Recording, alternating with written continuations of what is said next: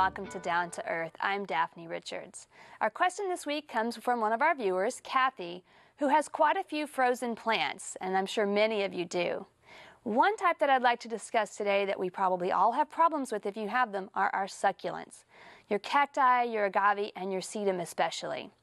Unfortunately, many of us have this same problem with those succulents, and like Kathy, you may be wondering, will those plants sprout back from the roots? Well, it's a challenging question. With our cacti, our opuntia, I've never seen them resprouting from the roots, but if you can salvage at least a pad or two from the top growth, you can restart this plant from that.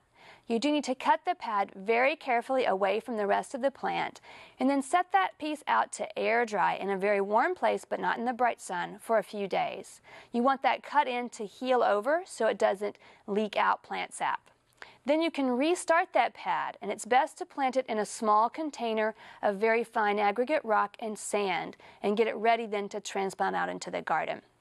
With your agaves, you may notice some white areas that are actually frostbit and burned.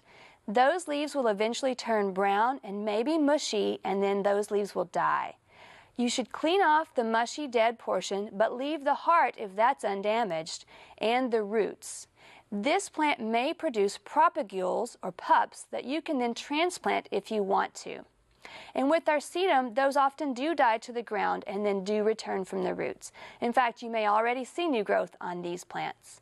With all of these plants, patience will definitely be required. It will take them quite a long time to grow back to the size that you may have had them. Our plant this week is Drummond's phlox, Phlox drummondii, a great wildflower in our area. It's another great native for us. It's a very petite addition to your garden. It usually stays well under 6 inches, but spreads out to about 9 to 12.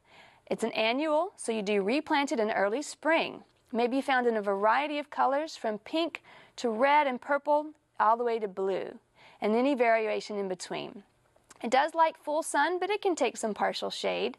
Its flowers are fragrant and very attractive to bees and butterflies. Provide this plant regular water, but don't overdo it.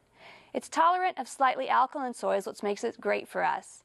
If you let the seeds dry on the plant, you can collect them and use them in your garden next year. If you do that, start those seeds indoors in March or direct sow them in the ground outdoors in April. This plant flowers from early spring through mid-summer, and it gets a little stressed once our heat really sets in. To do in your garden this week, we're beginning to have some pretty warm days, so now's a great time to plant some herbs.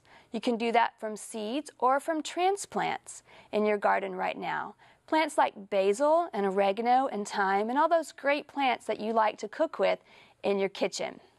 We'd love to hear from you. Please visit klru.org/ctg to send us your question or a plant of the week from your garden.